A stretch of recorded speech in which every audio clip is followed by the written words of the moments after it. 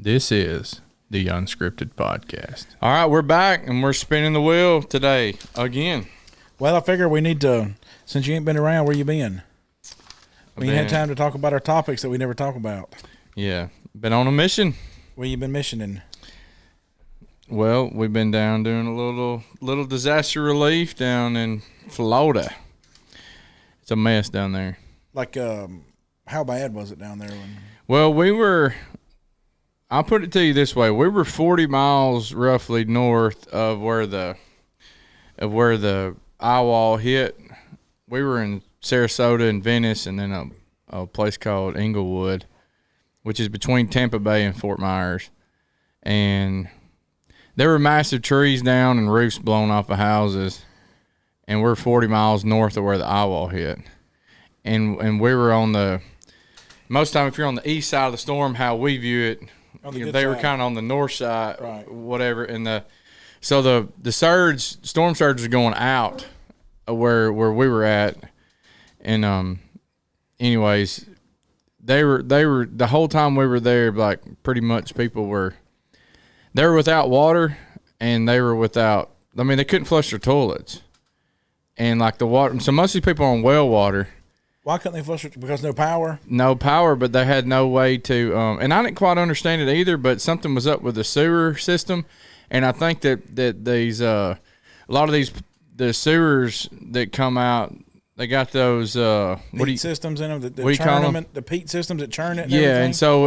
And so whatever you do, like if you got to take a shower, like all that's just going to go to where you got your stuff, and then it's going to start backing up towards your house.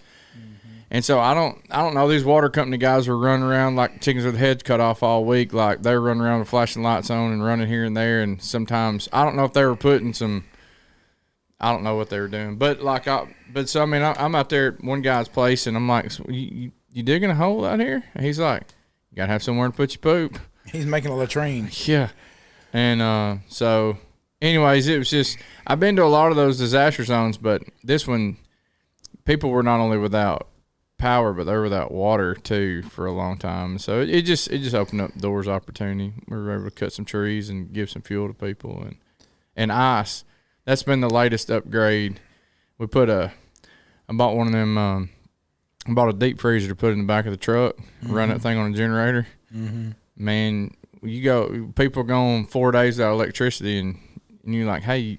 You need some ice? You have ice? Right. We got a 16-pound bag for you, right. As many as you want. So, how did you buy it somewhere and bring it? Yeah, we bought it up above in Ocala. We stayed a night in Ocala on our way down, and your brother lives in one of them little towns, doesn't he? He lives in Orlando. Okay. Or Orange West? I don't know. I've never been to his house. But anyway, he lives up around Orlando, and we stayed in Ocala. So it was pretty neat. I was, of course, we weren't going to make it. We were going to roll in at like 11 o'clock at night into a place where there's a curfew, and I didn't know where I was going, no electricity in the town. So it's like. Got that big old trailer. So figure so we're searching for a hotel on the way down, and found one, read the little reviews, whatever, get booked in, and I had to quit going with the mentality going with the cheapest, because the cheapest ends you up, where bed bugs are. Yeah, right. You also end up with one of them pay by the hour places. Exactly, and the patrons that are in those That's places. That's what I'm saying. Yeah, there's a reason why you pay by the hour. So, so I got a little more expensive place, but we were like 2 blocks up from where the lowest place was at. And there was no parking I couldn't park the trailer. We're rolling in there at 11 o'clock at night, so I couldn't park the trailer in the hotel parking lot. So they're like, you can park at IHOP across the street and across the little side street. So I was like, man, this is sketchy. Like we'd already saw like 3 people walking and 2 people on bicycles going by, and I'm like toting 2 chainsaws. Yeah, and the hotel's okay, but I got a generator and all this stuff in the back of the truck, and I got it cabled and locked. But still, I mean that's keep honest, man. Right? Yeah. So I called the police department and talked to the dispatcher, and I said, so is this what's the crime rate like? Is this a good spot to park? She got, well, I technically can't tell you that, but I wouldn't park my car there. Oh, good. Why can't they tell you that? I don't know. She's just, I didn't ask. I was just kind of frustrated at this point. I said, "Well, can I talk to a shift sergeant? You know, so I can get a special patrol." So I called him up. What's that mean? To where they're like, "Okay, I need you to patrol this area particularly tonight." Like, so if you go out of town, you can call the Forest County Sheriff's Office and say, "Hey, we're going to be out of town for a week. Can you guys stop in and check on our place, you know, here and there?" And so they're just. They'll do that? Huh? They'll do that? Yeah, they'll do that. Have you ever done that before? Not here, but I mean, we used to do it all the time. I assume Forest County would do that, but plus it's good for like some of them cops. They're like night shift. Like, okay, I can find me a driveway that I can kind of park Take in a and siesta. yeah, take a little siesta. But so I called up the sergeant. He's like, "Look, man," he's like, "that's not a good spot to park." He's like, "You know, if you got another car in the area, like you can park at the PD and then like come back and get it." I was like, "I have no way of getting it." He's like, "I tell you what," he said, "I'm heading in." He said, he said, "Meet me at the police department. I'll drive you back down to the hotel." So that was cool. And then at 7 o'clock in the morning when he got off work, he picked me up at the hotel and took me back to go get it. So we got to park beside the U.S. Marshal Command Center. They'd had their stuff. So you pretty much there. left the keys in the ignition. Almost, yeah. I mean, I had no worries from that point. Right. And you slept sound. yeah, and then I got to talk to him a little bit about his faith, and so that ended up working out pretty good. And but so that's handy info to know, though. I would have never thought about those things. I'd have had like Aiden and Liam and me like running routes. all right, one of y'all sleeping on the toolbox. 11 to 1. I'm gonna sleep. 1 to 3. You're gonna sleep. You know. Yeah. Sit out here with the ARs. You know, like Chuck Norris style or something. You know, one in each hand. And the lady at the my biggest problem is I'm a worst case scenario thinker. And then Bob, you were a cop, so you've seen the worst case scenario. And so then that's why my wife is such a helicopter mom too, is because I come home and Courtney, she can keep a secret. And so I taught her like early on in my career, like, look, if I'm gonna share something with you, like you can't share it. So then I'd share stuff with her that didn't matter if it got out, and she wouldn't share it. So anyway, so she knew a lot of you know, crazy things that went on. Well, if I ever vented to her, like she knew the worst of the worst. So like she knew all the child death stuff, and so like I just made her a bad helicopter mom. So like anyways, but so I'm a worst case scenario, and the front clerk girl, she's like, I'll keep an eye on it, you know, when I go out to smoke, you know. Well, it's like, man. So my thing is so thankful for these Marlboros. No, but like, what was I supposed to watch? I saw this video where these, you know, these self-defense things or whatever. I can't remember the name of the YouTube channel. This guy, he just analyzes videos where somebody had to defend himself or whatever. Oh yeah, I've seen those things. And so he's like, these people were going to deposit, you know, $45,000 in the bank, and they get ripped off. You know, well, what it was. No, they were going to buy something at a jewelry store for $45,000, and so the bank teller who had gotten the money out called up her boyfriend and said these people have $45,000 on them. So I'm sitting here thinking, okay, the store clerk, I'll keep an eye on it for you. Right, exactly. Yeah, okay. Right. So anyways, it worked out for the Jimmy. Come on down. Yeah, it worked out for the best, but it was really good. We were able to minister to like to 30 families. Cut like 43 trees and gave ice to different people, and then now I had a meeting. A cup of cold water. Yeah, that's right. Ain't that what Jesus said? There's just something special about a cup of cold water. Yep. And it was a blessing. Like, I'll show you one couple, and I don't want to show everybody or whatever, but I'll pull it up on here. Let's see. I need to go to the screen share, and then. So this one couple right here. So this is the kind of the sheet for this lady. We just cut a little palm for her, and like she wouldn't let me get off the tractor before I got to hug her. She was like, "The palm trees cut pretty easy." No, hate them. They're palm plants. If you got a palm tree, you need. I mean, if you're gonna cut a palm tree, like charge extra. They're horrible. That lady's from New Jersey. So she's doing with them like snow bunny. Yeah, they're thing? snowbirds, whatever. Yeah, snowbirds. I asked her. I said, "Ma'am, can I use your restroom?" Because we'd cut in her yard and did all this, piled up all that stuff back there behind the tractor, and then cut a fence off of her well, and Like a fence had turned on it? The fence had fell on her well pump. Oh. And so we cut the fence and got it off. But they got shallow wells anyways, don't they? I didn't ask.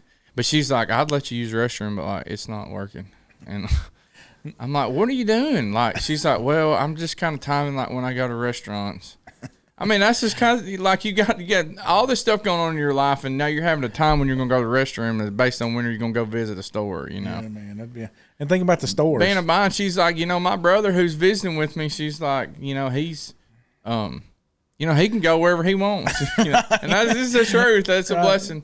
Right. Help that guy do that with gas. But these two people right here, they were from Germany. It was her mom's house. And I rolled around the corner. Of course, you can see all this pile of debris in the back, but there was this pretty good-sized tree that was down. And this guy had a 16-inch chainsaw. And, oh, man. And he did not look like he knew what he was doing. He was running one hand and, like, holding the hand up on the limb. Oh, Bob. I said, Carson, this guy's fixing to kill himself. Right. So, anyways, we rode up there, and they were from Germany. It's her parents', I guess, vacation house or something. And they buy a place in Florida? Yeah, but it was like, I mean, we were in, all we did is we just picked, I asked the churches, like, who needs help? And so wherever church members were, we would go there and then take care of them, and then just branch out. Well, yeah, and then it's like we'll work for their church, we're with their church, whatever. And so, anyways, it was cool. But they were kind of neighbors right there, and so I got to ask them. I cut one limb and my saw shut off. I'm like, man, I'm sitting there trying to start my saw up. Well, then they walked back up after we'd already agreed to do the stuff. And so can I use your 16-inch saw? Can I use No, your 16-inch saw? Mine ain't No, working. they just we just started a Bible study because I was like, so y'all believers in God? He's like, and then so we were able to do some apologetics and stuff. But he, that most of Europe is a post-Christian society. Yeah. So it's a reasonable assumption that like most of the groups that I'm in on that. I don't really fool with it much, but that I have participated in before and that have a lot of Europeans in it and Australians, anything somebody mentions about God or something like that, they just trash them. And most of Europe, they'll just look at it like we look at like the Cajuns with their witchcraft or something like that, and so that's the way they view most of that to us. And he was probably just he's figured like, I'm not going to upset this old boy. Right. Well, it ended up. I don't know what happened. There was probably more seeds planted with her than him. Mm-hmm. She was pretty interested in it. He didn't seem to be too interested even. Well, maybe he was the sharpest tack in the shed. If he's up here, like physics would have told you don't cut trees like that. Right. You know what I mean? But anyways, it was really good. They ended up.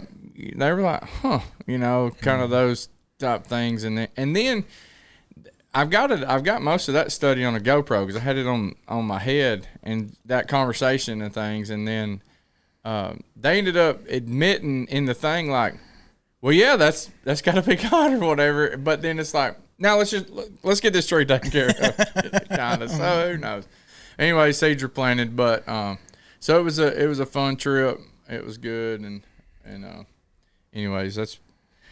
The powerful thing is now there's we tried to be real diligent this time. I get in such a hurry, but we were praying really to God for him to just wherever he wanted us and whose lives he wanted us to be in, and to keep Satan out of it. And it was really good. But the powerful thing now is we tried to I try to be real diligent about my documentation with everybody and taking that extra 10 minutes and jotting down stuff about them. And I spent a couple of hours yesterday morning compiling all the stuff with the local preacher, one of the ministers at the church, and they were having contact information. Is that what you mean? Yeah, all their contact, and then kind of the groundwork that was done, and then so now they were having an elders and ministry meeting today about these people. So. That was really good. What church was that? The South Trail Church of Christ in Sarasota, Florida. And then there's another church that's right there in Venice. And so I didn't get a picture with one guy, but I was talking with Gage yesterday. We had a Bible study and the first night, and then he he's like, yep, me and my girlfriend, we want to go check out the Venice Church of Christ. So who knows what'll happen. But all right, so we spinning the wheel. Yeah, let's spin the wheel. All right.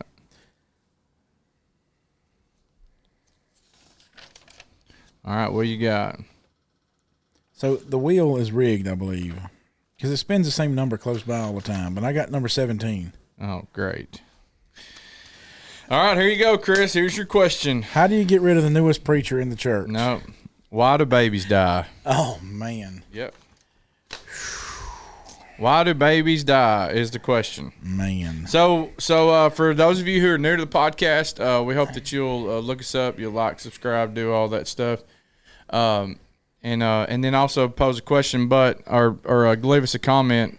But also, so we asked our church about to submit questions, and they submitted 55 or so questions for us. And so, at times on the podcast, we'll put those questions in. And so that's the question is. Number 17 was why do babies die? So I think this is a 2-part question, and maybe we could break this up over 2 podcasts if it's okay. But the first one I think is the why, and then the what happens. You understand what I mean? In a sense, yeah. So I mean that's kind of a broad brush a little bit. It is, and what I mean by that is like when they die. Where do they go? Where do they go? What happens to babies? And then how do I pick it up? Because that's another thing. How do I pick up my life from here? Yeah. And so maybe we can address the why this time, and then because I think this is just Chris that if we end it with the why, then it'll be a very cold ending. Because they need to understand what comes next. But God, you've done these but God things before, and I was listening to. Steve Higginbotham yesterday, and he was talking about, who that is? Preaches at Carnes, right, where the preaching school is in Knoxville. I guess there's something really ugly in Knoxville. I'm trying to picture what it is in my head, and I just can't. You talking about that orange color that's number 6 in the nation right now? That's undefeated. Yeah, that's what. Yeah, go big orange. That's what it is, and. But I was listening because he was diagnosed with cancer. Yeah, and that just got him an even bigger following on his social media. And what was crazy was like they told him because I don't keep up with it that much, and I'll just admit that. So I wasn't aware of all this stuff that went on, but they diagnosed him with cancer, and they said like 3 months. Yeah, I remember that. Now it's like 4 years later, 3 years later, something. Yeah, it's something like that. 2, 3. He told it on this thing, and because there was a hospital in Knoxville that could perform, or maybe one in Knoxville, some hospital that he could go to. That the guy won this Nobel Prize for immunotherapy, right? So essentially, they treat it on a genetic level instead of like with instead of a number 8 shotgun, they're shooting with a sniper. Exactly. They're not chemo or radiation or something like that. They're using, like, on the genetic level, they're attacking it, right? Yeah. And I mean, here he is, like, bumping along, no problems, Yeah. And so it's just a really so I was listening to him talk about the first thing that he said when he got his diagnosis was he was like going through like 3 or 4 points, like when tragedy strikes or something like that. And it was like, the first question is never ask the why. And he said, here's a good word study sometime. And I remember you preached about this a while back, or you used this in a sermon. And he said, just study sometimes. And his wife apparently is a good writer. And I say that like, I don't mean to sound like disrespectful. I've never read one of the books, but she's writing a book called But God. And so she's studying all the But God statements in the books, in the Bible. Yeah. And so he was talking about But God. And, you can't write, you can't speak the why, because he said, one of the things he said is, I never ask God, why is this happening? Because I'm never going to get that answer. It's not like there's going to be God's not going to say, Bob, this happened to you because of this reason. He doesn't do that. No. As a matter of fact, God only talked face to face with a very, very Few people. very few people, and I mean like count them on your hand. Yeah. I mean, he even told Moses when Korah, Dathan, and Abiram were trying to rebel against Moses, he said, I talked to Moses differently than everybody else. I talked to him, as it were, face to face. All the prophets, I speak to them in dreams and visions. You remember Joseph was dreams. Daniel. Daniel, Right. visions and dreams, right? All these things. These are great prophets, but Moses, God spoke to people face to face, as it were, Yeah. very few times. Right. And yeah, some people, just a little side note, some people get confused. They're like, well, why did Moses then say no one can see my face and they'll die? So it's not. So I have to explain that to kids sometimes. And Yeah, it wasn't that God come down and like, let's powwow, Moses. Yeah. You carve me in for 5:30. right, You know, that right. won't. And it wasn't that he saw his face because Yeah. no man could see, the God's God glory talked and to live. him. But he came and spoke to him vocally, like at the Yeah. bush. It's right? going, hey, Yeah, exactly. let's talk. Exactly. the right. one to FaceTime. Right, Yeah. an email, Yeah. not email. Yeah. Right. Right. And so, But yeah, so God spoke directly to Moses. very few wise. Very few people. We get very few wise in the Bible. We get no apologies. There is no single time that the Lord says, "I'm sorry, this happened to you." Because if for him to say sorry would imply that it was outside his will. that he didn't see it coming, right? Yeah. And so, why do babies die? I think that we need to answer that question, and then the what. What happens then? Why? Because we won't be able to do it justice if we just end with why. Yeah, and and on this podcast too, like we're not trying to, man, it's like, why do we get this question? Yeah, but right. but yeah, this could be a real somber and depressing type question, but. You're probably, if you're somebody in the faith, you're going to get this question from somebody who's a non-believer in God. And so we want to give you some tools and resources for you to be able to answer that question. And I'll kind of start off with this one is Job. Job lost his everything, In about 15 minutes. including his children. And when those things happened, one thing that Job never knew is he never knew why, but he knew the who. That's right. He knew God. And with all these challenges and all the questioning of his friends and all these different things, it wasn't that he'd sinned. It wasn't that he had did something to cause this. It was just that God allowed this to happen. And let's define that. yeah, it wasn't that God cast a spell and said, I'm gonna make this happen to you. It's the fact that Or God looked at both scenarios and said, let's see what happens with let's this see what one. happens with this one. In fact, Satan had come to God, and he's like, and God's like, have you considered my servant Job? Like how he walks upright and all these things. And Satan's like, you put a hedge around him. Like anybody will walk with you if you put a hedge around him. And he's like, okay, well, Then take it. I'm giving you permission, and I'm going to show you what true integrity is, Satan. And God has some. He had a lot of faith in Job, and there was a lot of evidence, evidently, in Job's life that God could see that he knew that Job had it in him, that he would remain faithful. Babies die. Mm-hmm.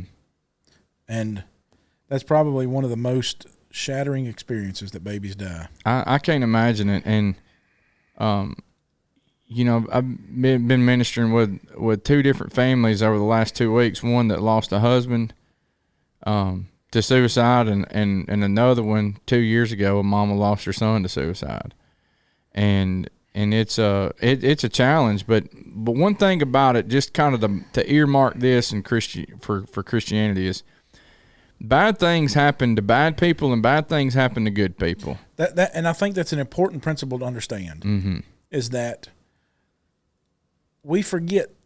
Now, so anything that seems cold that we might say in this, clinical, what I mean by that, it doesn't mean, because sometimes we speak matter-of-factly, and it's never meant to imply that there's no emotion behind the statement. But God sends the rain on the just and on the unjust. Allows the sun to rise on the good and on the evil. So what we're saying then is that there are blessings of God that are enjoyed by everyone, that are enjoyed by every single part of creation. And it says that he's no respecter of persons. And so, but because of that, there's a challenge, and that is that.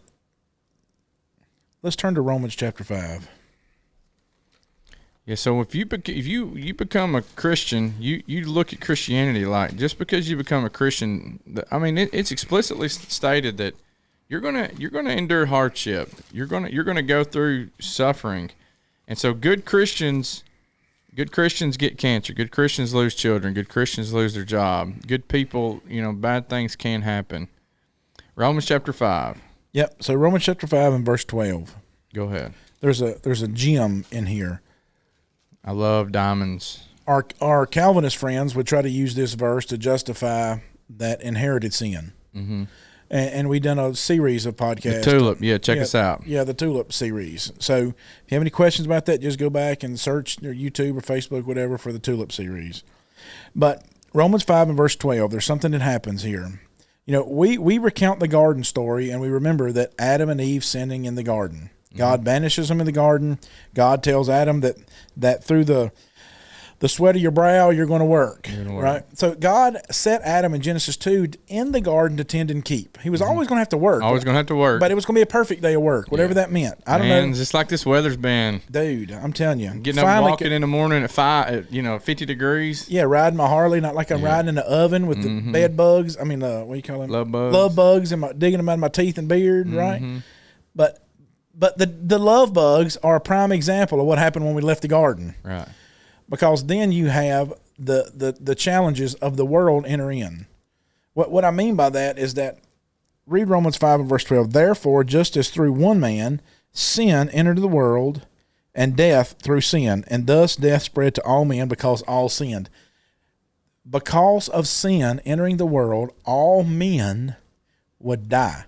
Mm-hmm. Because they no longer had access to the tree that was of life. Mm-hmm. They no longer. So what had to happen then was death and disease would spread through mankind. Yeah, and Scripture tells us that tree of life that was in the garden, God's talking to himself, and that's Jesus in the Spirit. He's talking to him. He's saying, "Hey, we need to get man out of the garden, lest he reach out his hand after he'd sinned and take from the tree of life and eat and live forever." That's right. And that tree of life we see in Revelation that it's in heaven. It's in heaven, right? And so today, that's where ultimate eternal life is. So death entered the world because of sin, and because because mankind has sinned, there is something in our genetics.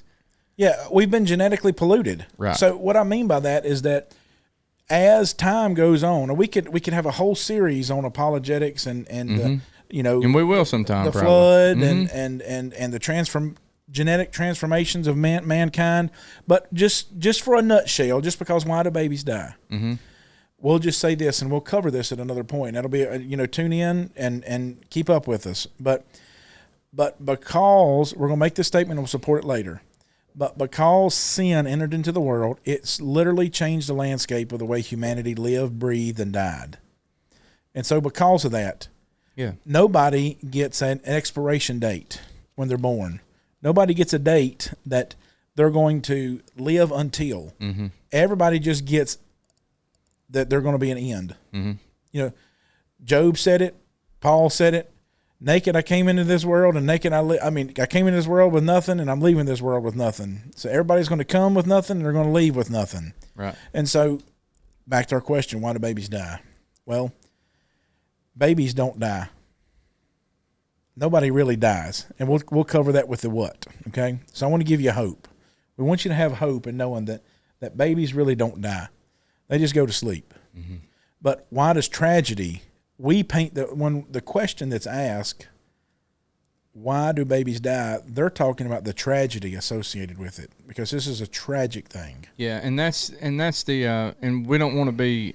This is kind of one of them moments where, we don't want to be cold or seem to be cold, because yes, we understand that loss. I mean, we've cried with these people, absolutely, and many tears. Yeah, and it's a big struggle. But for the unbeliever in God, babies do die. For the believer, the one who has hope in their identity in Christ, we have a true anchor in Christ, which is true hope, living hope, so we have there's life after this, and so we understand that now that those babies, even the aborted babies, they're with the Lord. So the question really maybe is not why do babies die, because babies die because they're human. Mm-hmm. That's the clinical answer. Babies die because they're human. All humans die. But the question is, really, I feel like people asking, why does God allow tragedy in our lives? Isn't that really the question they're asking? Right. Mm-hmm. Because when we think about a baby dying, we think like we had a funeral for a member that was 95 or whatever, years old. Okay, and there was a lot of people there, right? But you have a 16-year-old kid that dies. Oh man! I mean, the church would be packed. I've been to funerals before this was the first time I ever went to a funeral where we had to go into the basement. Was when a teenager died. You know, this was the first one they set up. Pack them on the walls. A video, the old big fat. You know, because the tragedy associated with it, right? So we go back to this question: why do men die? Why do babies die? The question is, why does God allow it? And why does God allow tragedy?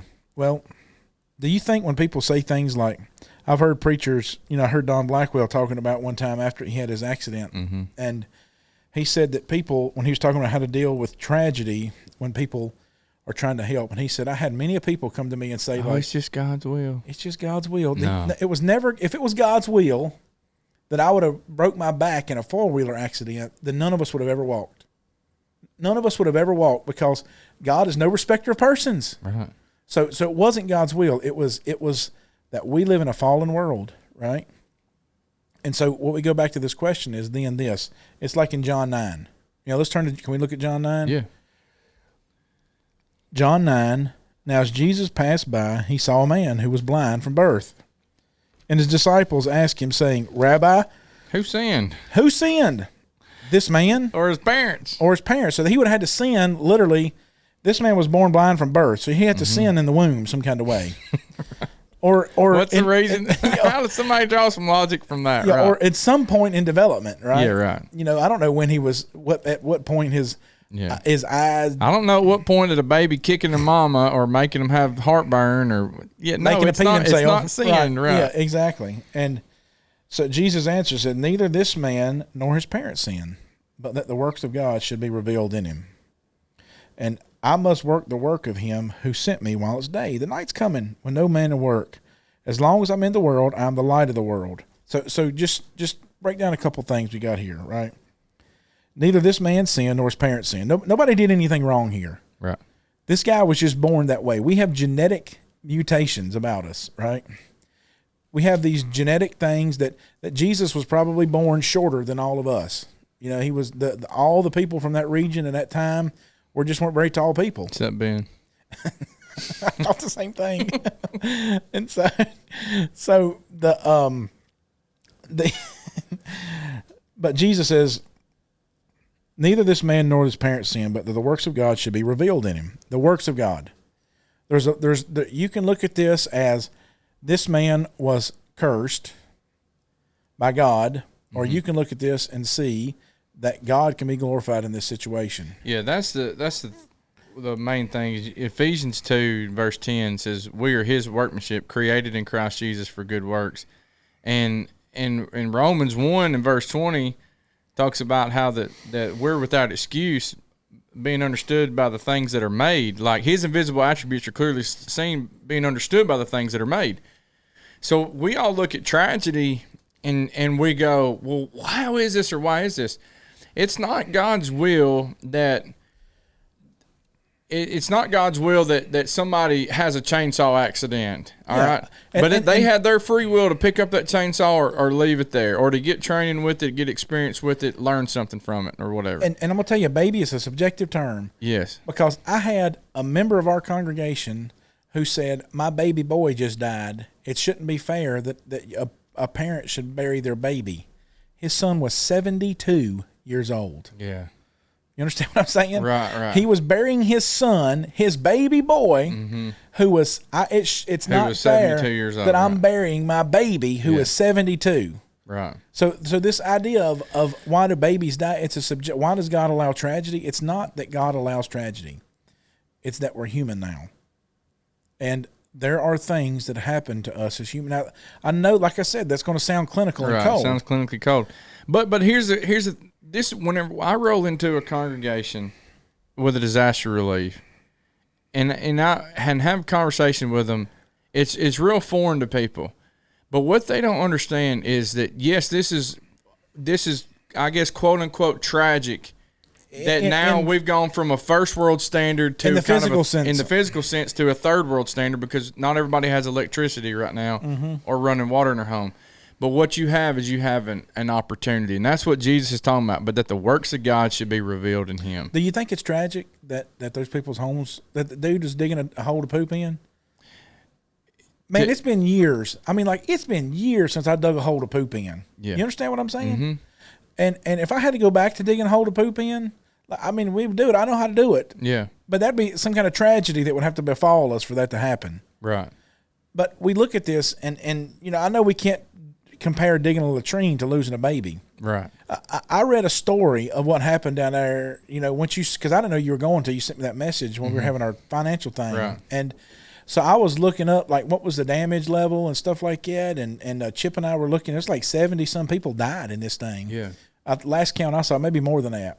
But let me tell you a story about one thing that happened down there. There was a family from New Jersey that had came down. You may have even seen this story. It was on Fox News. They came down. The hurricane starts blowing over top of them. They get a bed sheet, tie themselves together in this bed sheet. You understand? It's like 4 or 5 of them tied together with the bed sheet because they're scared it's going to suck them out of it. They watched it peel the roof off, right? They tie themselves together. They're levitating in the bed. You understand? Mm-hmm.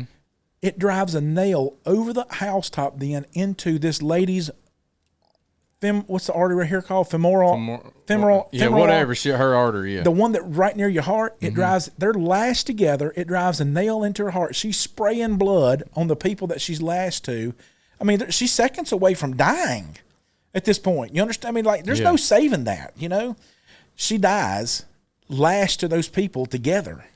You may look at that and you think, what a tragedy. Mm-hmm. And what a tragedy that is for that situation. And man, how do you look at this and say that was God's will for a nail to come over the rooftop, stab you in the... I mean, it's like a scary movie type thing. Mm-hmm. Well, that never was God's will. It was never God's will for man to suffer or die, period. It's because of sin has entered the world. Is why. So you can... When people are asking the question, why do babies die? Why would God allow it? It's not God's fault. It's Satan's fault. Mm-hmm. You should really see who your enemy is. Hate your enemy. Hate the one that caused it. He's the one that hung the carrot out there for Adam and Eve, and he's the one that's hung. And we want to blame them and say, he's hung the carrot. You've done it too. Yeah. He had a perfect batting record. We've all sinned and fall short of the glory of God. It was until Jesus and he had a perfect batting record, and he's had one since. So he's batting like .99999, you know, on down the list, right? But it's not God's will. It's Satan's will. You know, see, 1 Peter 5:8 says the devil is a roaring lion, walking about, seeking who he can devour. Yeah, the John 10:10. We're right here. If you got your page up, and the thief does not come except to steal and to kill and to destroy. That's Satan's thing. Yep. Jesus, I have come they may have life, they may have it more abundantly.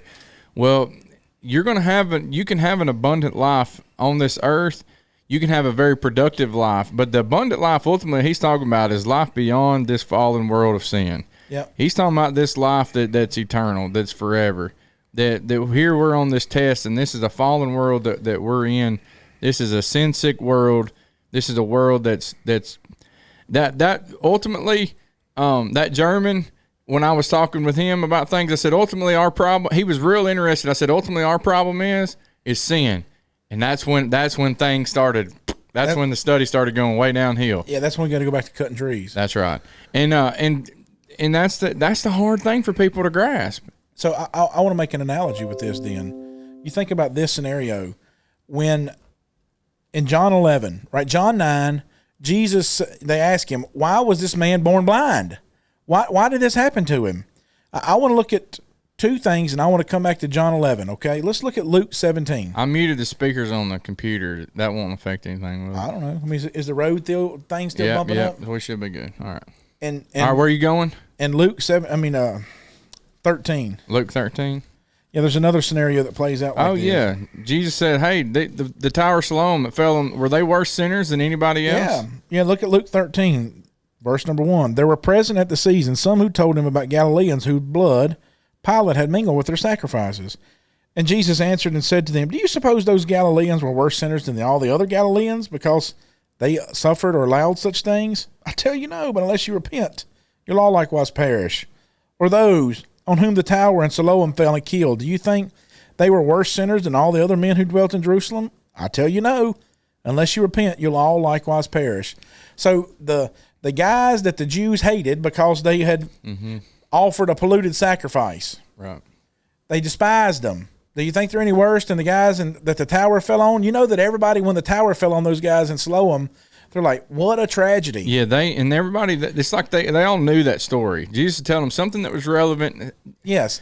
The people who died in the hurricane, were they worse sinners than anybody else? That's right. No. The people who died on 9/11, were Right. they worse sinners than anybody else? No. No, absolutely not. What he's trying to get them to see is that we've all got the same problem. The problem is not what you see. Like I show up and I got briars in my face. Why do you got briars in your face for? Because thorns are stuck in it. No, you got briars in your face because you were in their bushes. Yeah, you went through the briar bushes. You were in the wrong spot. That's why you got briars in your face. So you go back to this scenario in John 11. Okay? So John 11, you have this thing that happens. Jesus needs to teach a very powerful lesson. And this will be the one that kind of sends him to the cross, essentially. So in John 11, I'm just going to hit a few high points on some verses here, Sure. okay, just to make my scenario. John 11, let's see here, verse 3. Therefore the sister sent to him, saying, Lord, behold, who you love is sick. When Jesus heard about his sickness, he said, this sickness is not unto death, but for the glory of God, that the Son of Man may be glorified through it. So, verse 7, Jesus said to a disciple, let's go to Judea again. The disciple said, Rabbi, lately the Jews sought to stone you, and you're going there again? Purpose, right? They're trying to say, why are you doing this, Jesus? Well, I got a reason why I got to do that. Same thing in verse number 9. Are there not 12 hours in the day? If anyone walks in the day. Same thing he said over here in John 9. I must work the works of the Father while it's day. You got to work while you got to make hay while the sun shines. We got to go do this thing. Now, verse 11, these things he said after that, he said to them, our friend Lazarus sleeps, but I go that I may wake him up. Lord, verse 12, if he sleeps, he'll get well.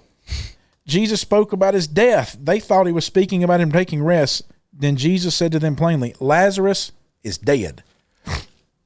Lazarus is dead. I'm glad for your sakes that I was not there, that you may believe. Nevertheless, let us go to him. Now, Jesus goes there. Jesus has this powwow with Martha at first. So he gets there. Martha comes running to him. Lord, if you'd been here, my brother would not have died.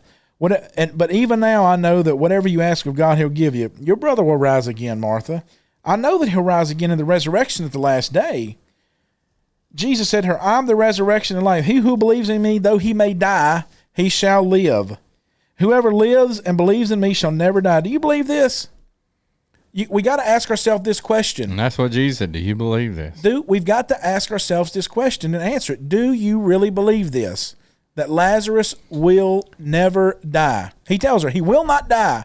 Though he looks dead to you, he's not dead. And that's a pinnacle point for everybody. Absolutely. If you don't believe this, then let's go study the things that will help your unbelief. That's right. And if you do believe this, then everything has to change in the Christian. But the way that we respond to everything, it all changes. Your life will change. Your vacations will change. Where you spend your money will change. How you live your life, the way you raise your children, what you do is all going to change. Now look what happens. Yes, Lord, I believe that you're the Christ, the Son of the God who came into the world. And follow this line of thinking. When he had said these things, she went away and secretly called Mary, her sister, saying, the teacher is come, is calling for you. As soon as she heard that, she quickly arose. Then Jesus has this conversation with Mary now.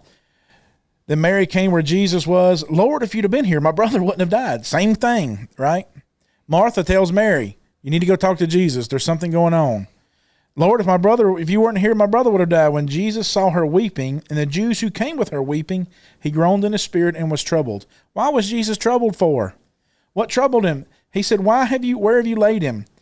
They said, Lord, come and see. And Jesus wept. Jesus didn't weep because Lazarus was dead. He'd already told them they were dead. He wept because they just didn't understand. Mm-hmm. He wept because they just didn't understand. And more importantly, he wanted them to understand this is the most powerful thing that we can understand. I love that babies really don't die. I can make that statement plainly and boldly because Jesus said it right here.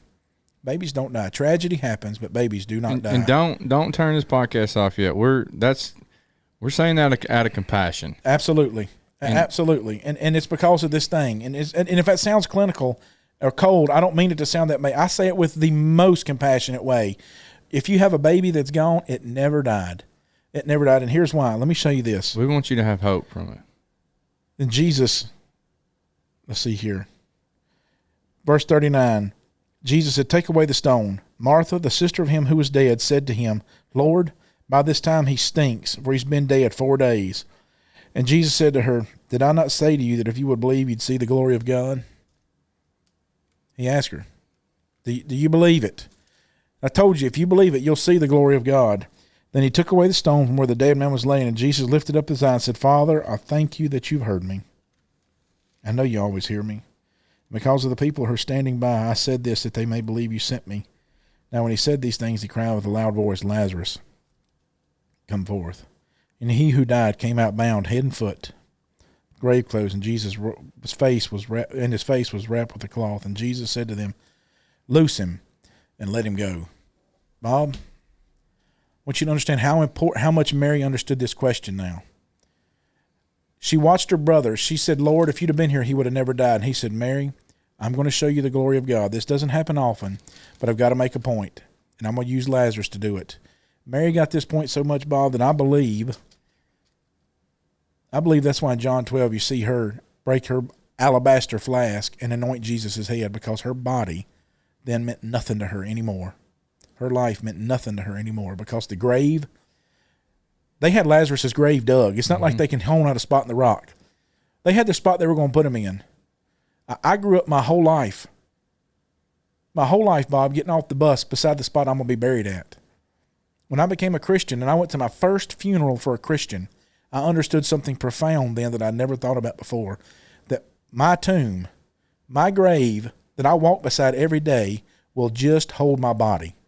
Amen. The reason why Satan wants you to sin in your flesh is because that's the only thing you're not going to carry with you. And that's the only thing he can catch you against here.